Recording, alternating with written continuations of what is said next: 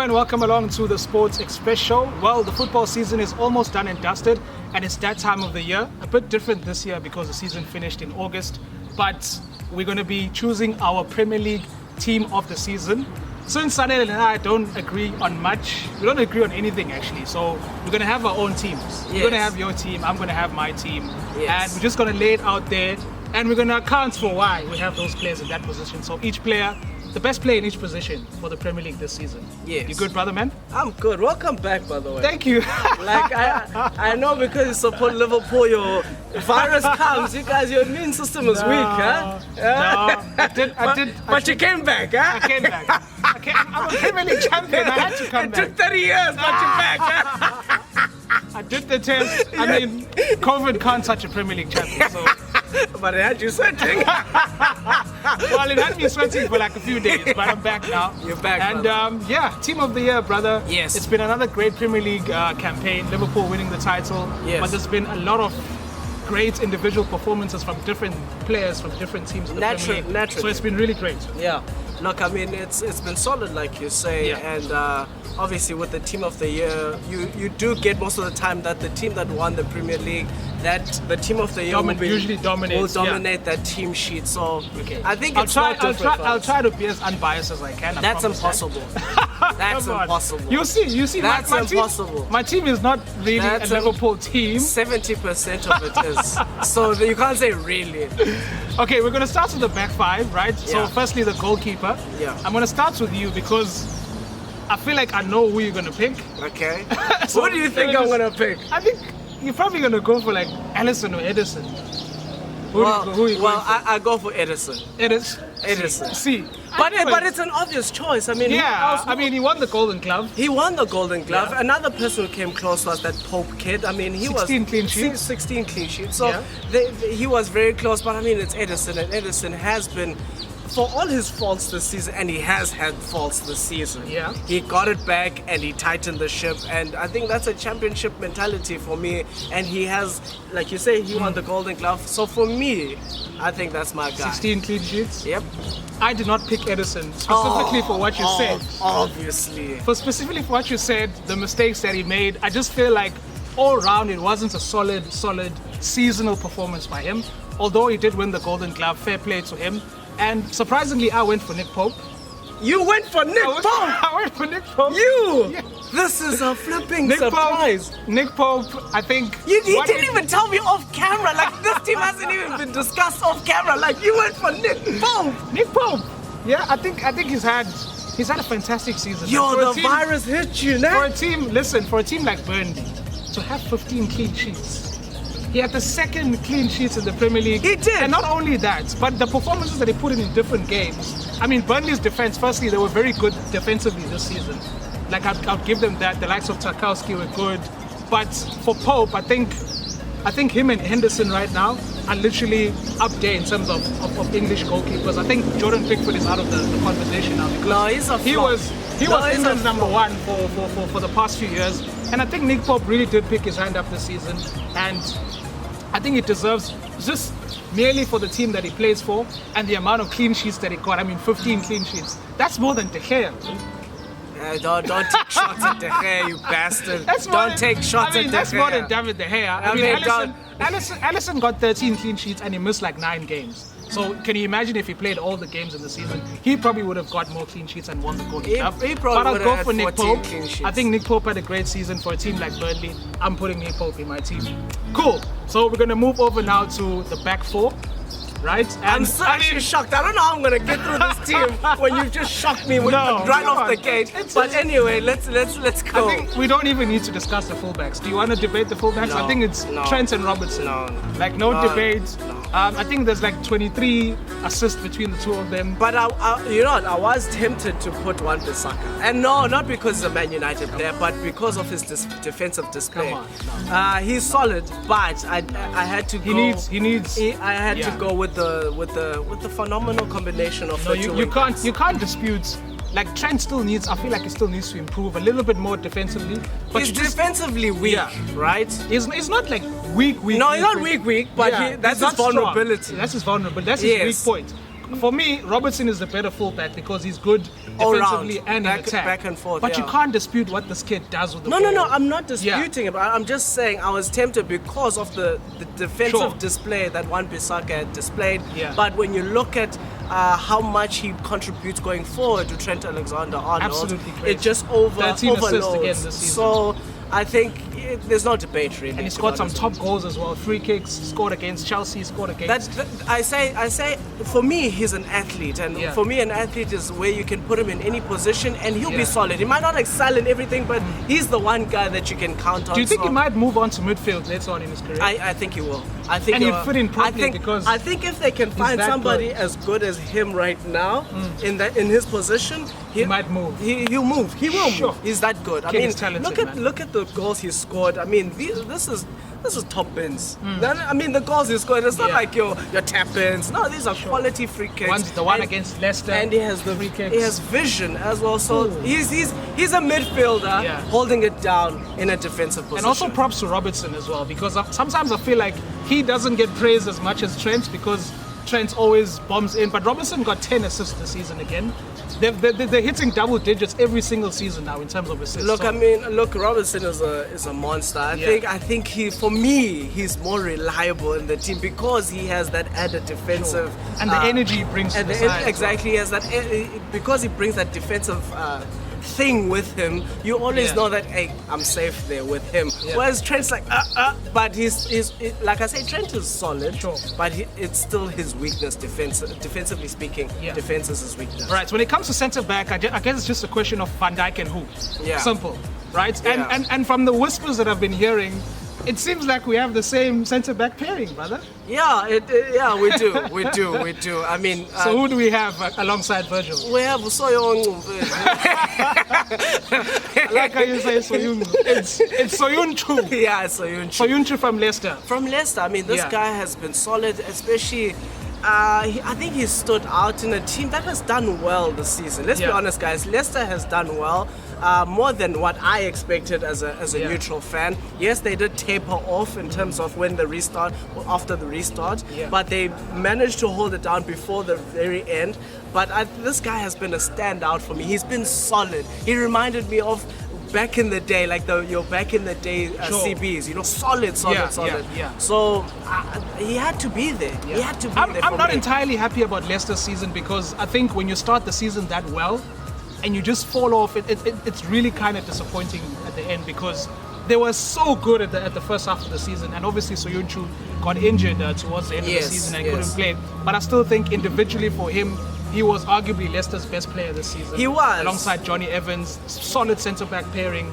I mean, they were very good at the first half of the season, but I think because Soyuncu got injured towards the end, I still think he had a fantastic season, and I wouldn't put anyone else alongside Van Dijk. Look, I mean, he was solid. Yeah. We can't dispute that. But I think sometimes the false start, because I call it a false start, because Yeah. at the end of the day, you need the legs to carry on. I remember a couple of seasons back Sure. when Hull were in the EPL, Yeah. and at some point they were number 2.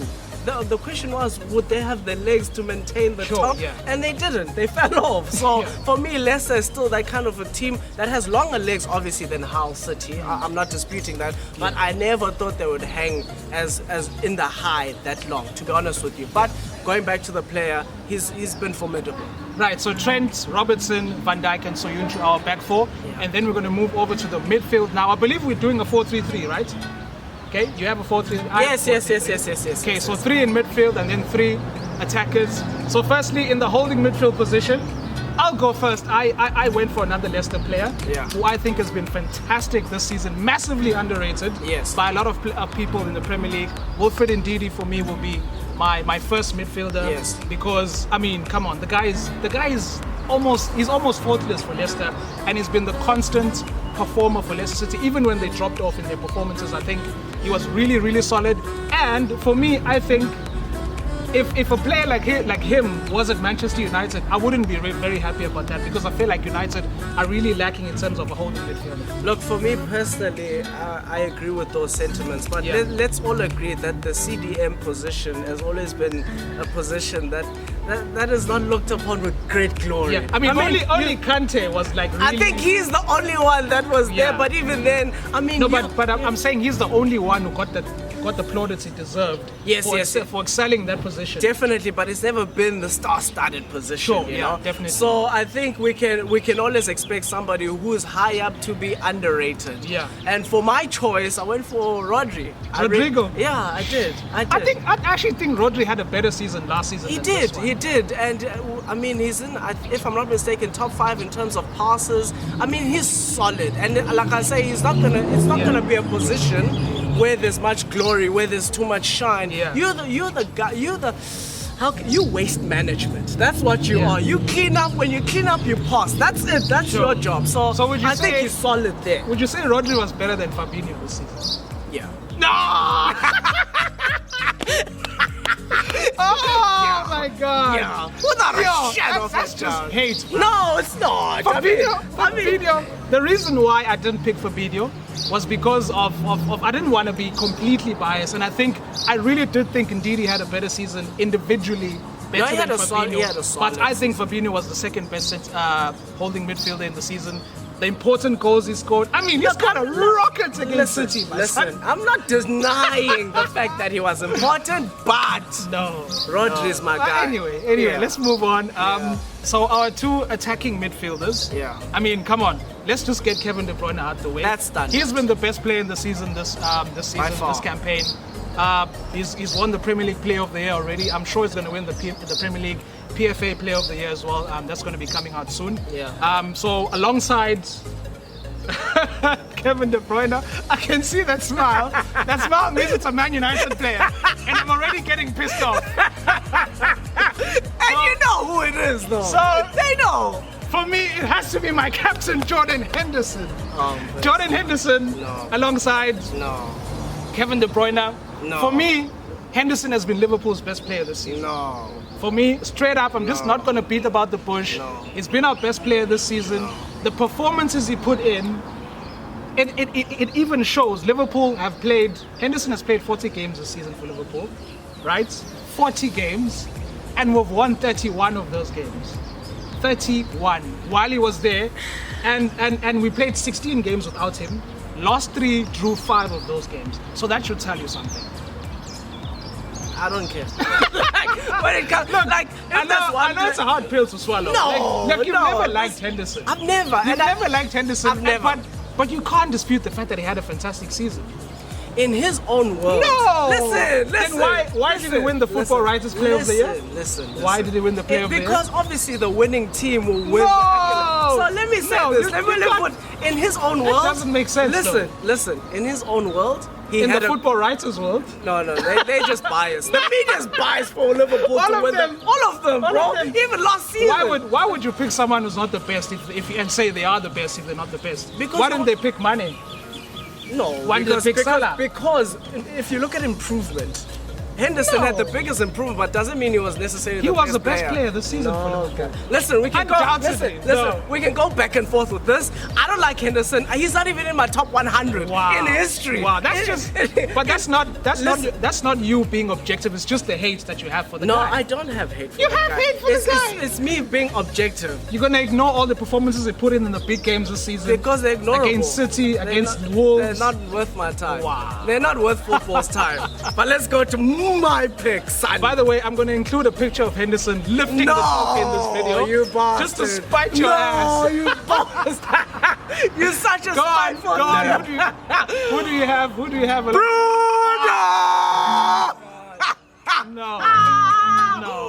No. Arguably, No. arguably one listen. of the... Listen. Best signing this season, by far, not in my midfield. Boom! Obviously not in your midfield. 'Cause Not you're in biased. anyone's midfield. No, don't you dare say that. Why This are man- you putting Bruno Fernandes This in? man... He's only played 14 Listen, games. Doesn't matter. That man turned the team around from where we were before he came to where we are after he came. I mean, Other those players are the- improved as well. Oh, who cares about them? We're talking Martial about Bruno. Greenwood came through as well. It Listen. wasn't about him only. But he picked their game up. No. That's the point. That's the point. He picked their game up. So when he came, he had a seismic shift. And I do feel that obviously that partnership with Pogba will take time, but we cannot deny his impact that he's had on the team and where the team stands within the league. So it's Bruno Fernandes. Come on, boy! Ignore your David Silvas, ignore your Grealishes, No, ignore your Madisons, ignore them. ignore your Mason Mounts. No? No, Mason Mount. No. Mason Mount had a decent No, season. he had a solid season, Yeah. but he still needs to. For me, he's still raw. He's still lacking some here and there. So he's not even in my mentioning. For me, Grealish, listen. yes, Grealish is in there because he had to show the leadership skills. And he did come through for Villa this season. And he came massively. through like a martyr. But Yeah. when I look at seismic impact on a team that was looking clueless before this man came, it has to be him. Look, just based on impact. I'm not disputing how great Fernandes is as a player, but for me, he would have been in the team of the year if he played the whole season. In terms of looking at how he would have survived the. I feel like it was just such a short stint. Like it's 14 games, and for me, he was starting to get tired in towards the end of the season. I mean, his last 2 or 3 performances were not really Bruno Fernandes when he started. So I feel like it would have been a different story if he actually started the whole season. I would put him in my team of the year if he performs like that for the entire season, like De Bruyne and Henderson. He will. So yeah. We'll be saying the same thing next season. Yeah, I'll probably put him next season, but for me, not this season. Now we move over to the front three, which is, for me, I have to say, this one was the toughest one to pick because there's been a lot of great strikers and performances as far as attacking players are concerned. I mean, the likes of Danny Ings, Vardy, He's been phenomenal. Aubameyang, Sterling, Mane, Salah. There's been a lot to pick from. He's been but phenomenal.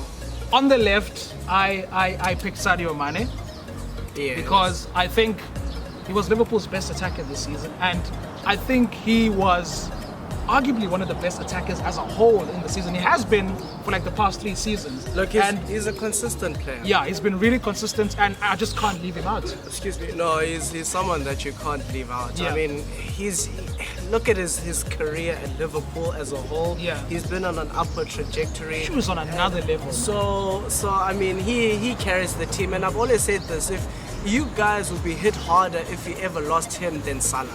I've always said this, and I know people like, but let's be honest, guys. I mean, look, you see, I partly agree and disagree with you on that one because I feel like the Liverpool attackers, they bring different dynamics into the team and how we play and how we attack. Because sometimes I feel like, for me, when Firmino is not there, like you can see that he's not there because Origi doesn't hold up like Firmino does or whatever. If Salah is not there, there are games that need more Salah in terms of breaking down the defense, because I feel like Salah has, as much as he's not as technically good as Mane in terms of breaking down defenses, but I feel like where teams sit back, you need a player like Salah to break down teams. And there are some games where you need Mane as well. So I'm a bit conflicted when it comes to that one, but I do believe for me, Mane has been more important in the season and for Liverpool than Salah. Yeah, let me put it to you this way. I believe all games need Mane, and there'll be some games that need Salah, for me. But sometimes, the thing is, Mane doesn't score as much as Salah. So as much as you might need Mane to break down the defense, but Salah will always come through with the goal. But let's be honest, your front three, the Liverpool, specifically the Liverpool front three, you work at a different dynamic. So it's all about feeding each other, rotating. Exactly. So that's why it's so hard for me to pick, like, for me it's easy. Because sometimes I watch games and I'm like, ooh, we need Salah here, and he's not here, and this is a Salah kind of game, you know, because he does come through. He's more direct. He comes through with the goal. Sometimes Mane does, other stuff, and he passes when he's supposed to shoot, so stuff like that. So I feel like Mane has been the best player attacker for Liverpool this season, and that's why he's in my team. Do you have him in your team? I do. You do? Yeah. On the left? Yeah. Cool. Case closed. Now we're going to move over to the right. I'm going to have an Arsenal player. Like, this is quite surprising because Arsenal have been Arsenal this season. But it's not. But no, it's not surprising because of the player. It's just surprising to have an Arsenal player in the team, because Arsenal have been so bad this season. But you can't leave out Aubameyang for me personally. Yeah. I think with the team that he has and the kind of performances and how he carries that Arsenal team in terms of the goals that they score. I mean, the man is incredible, man. Unstoppable. Look, he's unstoppable, and I remember when we were discussing this in the week, I was like, Aubameyang, but that's who he is. He's gonna score goals. Yeah. Da, da, da, da. And then I looked at the team around them. I was like, shit. Can you imagine doing all of that with this team? I'm like, Arsenal is shit. And I came across a stat that's like, without Aubameyang's goals, Arsenal would be 19th in the league. Without his goals. If there was no Aubameyang, that's how important he was. That's how important. I was like, no, look, I'm sorry, Aubameyang. I have to put you there. He's the kind of player who scores winning goals for Arsenal. He scores equalizing goals, so he gets the crucial goals. He scores all kinds of goals, that man, and he's proven it again and again. So he's there. And he's not even playing in his natural position most of the time. He's coming from the side, drifting in and scoring. He's always amongst the goals for Arsenal, and I think he was behind Vardy for the Golden Boot. Yeah. Yes, he was. Just one goal behind Vardy, and I just can't leave Aubameyang out. It's the same with me. I concede. I wanted to pick Sterling, but Sterling did taper off. He's had a fantastic season as well. He did taper off a bit during the season, but I mean, for what Aubameyang has contributed to the league and the team, I mean, goodness gracious, he has to be there. He has to be there. Danny Ings was one I was thinking about, but he's had a phenomenal season. Like, take nothing away from this man. Like, he's had a phenomenal season. But Aubameyang, I just couldn't replace the guys that we've chosen with Danny Ings. So it's Aubameyang. I guess we probably have the same front three, because the last one has to be Jamie Vardy. It has to stand. I mean, Golden Boot winner, his first Golden Boot, he scored. I think this season he reached 100 goals milestone. Yes. I mean, come on, the man is phenomenal. There's nothing much that you can say about Jamie Vardy. I mean, he's a phenomenal, 33 years old. I mean, to win the Golden Boot. I mean, his first one as well. Yeah. And his trials and tribulations within football have been well recorded. And he broke through all of that. So you can see that his mentality is one of an elite athlete. Yeah. And he's done it. So he's undeniable. Undeniable. Okay, so there you have it. Yes. Our team of the year. Yes. Who has a better team, brother? Obviously me. No, obviously. Okay, no, I'm not going to dispute that. I think you have the better team on paper, but I have the best players in each position this season. No. But my team would win. No, definitely, probably will win. But in terms of objectivity, each position, I have the best. Objectivity? I was objective. No, you put Bruno Fernandes. Bruno! Coach. I think it goes without saying. Come on. Are you going to put what? You want to put Lampard? You want to put Solskjaer? You bastard. I wasn't ready for that. I mean, come on. I mean, Lampard had a great season as well. No, I don't. No, he had a great season considering where Chelsea were. With all the transfer ban and the young players. I don't think so. Nah, come on. He's in the FA Cup final today as well. No, he is. I'm not taking anything away, but I think Chelsea is too big of a club for us to go. No, but he had a good season. It's the same with Solskjaer. I think Solskjaer had a good season. Yeah, he did, but it's still Manchester United. No, you're not the same Manchester United. That's what you don't understand. No, but you've fallen off, brother. No, we haven't fallen off. No, you've fallen off. You finished sixth last season, man. Well, that was last season. Yeah, that was last season. And who was at the helm? It was Solskjaer. Thank you. And he started this season. That's an improvement. Because of Bruno. No, that's an improvement. Yeah, it is an improvement. Great season. It has a good season. It's been all right, but Lampard for me is not up there. Still acting like your standards are high. Shut up, Boston. We have 20 league flipping titles. Yeah, so we have Jurgen Klopp as the outright winner. I think. I mean, 33 wins. Okay, and I suppose your captain is standard for you, Henderson. Player of the season. Captain. Captain. Captain for me, Jordan Henderson. Definitely. Who else would I pick? I mean, come on. Your captain? It has to be Kevin De Bruyne. Kevin De Bruyne. Yeah. Okay. Yeah. Solid. Yeah. Right. 4-3-3. That's our team, guys. Do you have anything else there? Nothing else to add. Tell us if you have a team to pick, right? If you want to dispute any players that we put in, if you want to put in your team of the year, head down to the comment section and do so. Yeah, thank you guys for tuning in, and comment, like, and subscribe. You know the story, and we'll catch you again next week.